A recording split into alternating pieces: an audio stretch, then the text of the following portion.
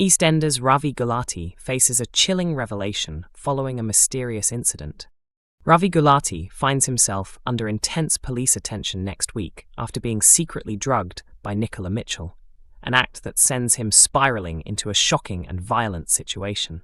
When Ravi wakes up alone on the street, disorientated and unwell, he is terrified to realize he has no memory of what he did the night before.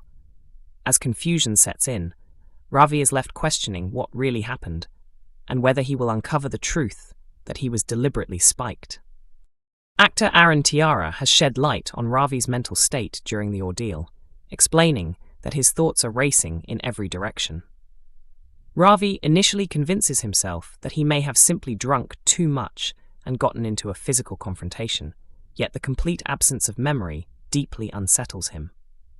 Desperate to get back home and piece things together, Ravi's plans are derailed when he is forced to meet Jack as part of his obligations as a police informant.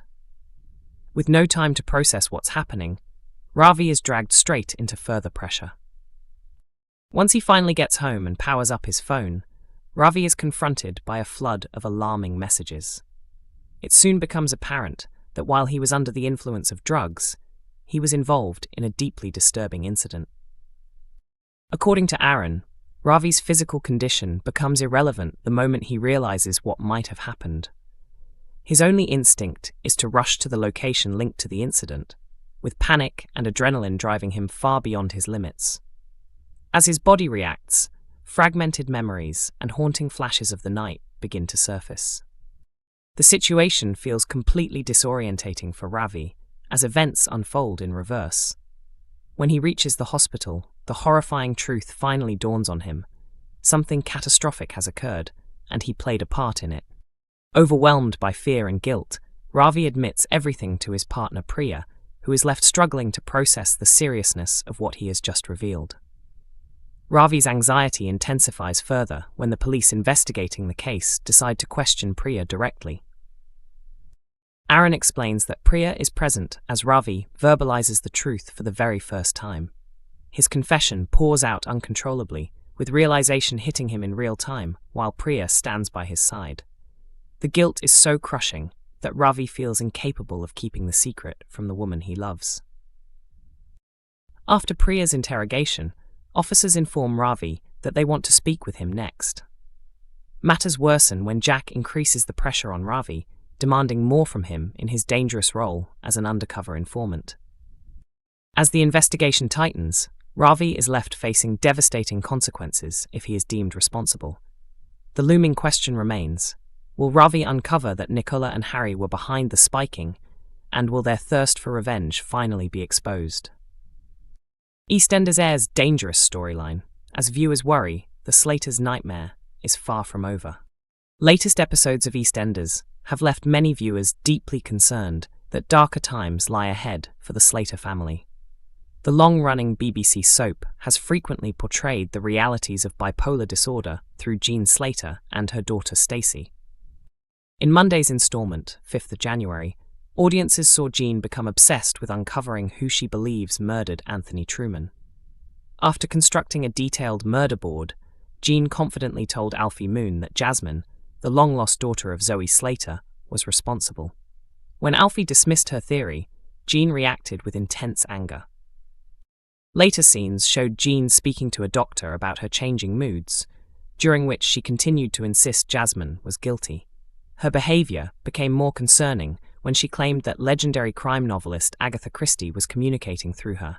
Jean then visited Yolande Truman, quoting scripture and declaring that the world was divided into good and evil, insisting that evil must face punishment. Viewers are now convinced that Jean is experiencing a severe manic episode and fear she is on the brink of a serious mental health breakdown. Many noted similarities between Jean's speeches about morality and the moments when Stacey previously suffered postpartum psychosis, believing she was seeing the devil, a storyline that ultimately led to her being sectioned. All this talk from Jean about good and evil instantly reminded me of Stacey's postpartum psychosis when she thought she was seeing the devil, one fan shared online. They criticized Alfie's belief that Jean was simply being overly fixated arguing that her condition could not be controlled without proper support. Jean is clearly very unwell, and Alfie is in denial, they added. Another viewer echoed those concerns, describing Alfie's attitude as not only misguided, but potentially harmful. It's dangerous for Alfie to act like Jean is just being obsessive rather than recognizing a full-blown manic episode, they wrote. She hasn't been herself since Stacy and Freddie left, and it's obvious she needs help. A third fan said the scene with Yolande was the turning point for them. The Gina's Columbo stuff was amusing at first, but the moment she quoted the Bible to Yolande, the humor disappeared. That's when it became clear she's having an episode. One particularly blunt viewer commented, "Just section Jean already. I've had enough." Jean has previously been sectioned following earlier mental health crises. Fans have been uneasy about Jean's behavior for months, particularly since Stacy's departure from the square, followed by Freddie's exit. Since then, Jean has developed an intense fixation on Zoe Slater. What began as Jean repeatedly blaming Zoe for Stacy's absence gradually escalated. She soon began holding Zoe responsible for nearly everything, and even exploited Zoe's stalking ordeal by writing a threatening message in the Vic's window, telling her to leave. After being confronted by her granddaughter Lily, Jean retreated into herself and refused to leave the house. Although Lily tried to look after her, the responsibility became too much, leading the teenager to seek help from Kat and Alfie. EastEnders airs shock departure amid Christmas death fallout in early iPlayer episode. EastEnders has delivered an unexpected exit for Kat Moon, who leaves Walford in a bid to uncover the truth behind Anthony Truman's death. Although Kat's daughter Zoe Slater is currently behind bars after being charged with Anthony's murder, Kat firmly believes Zoe has been set up and that Chrissy Watts is actually responsible. In the latest episode, Kat receives a crucial lead when Sharon, who is off-screen, organises a meeting for Kat and Sam with Chrissy's former cellmate Dor, in the hope of learning where Chrissy may be hiding. However, Kat remains deeply uneasy about Jean, who has adopted a self-appointed detective role and is determined to crack the case surrounding Anthony's death, even going as far as creating a full investigation board at home.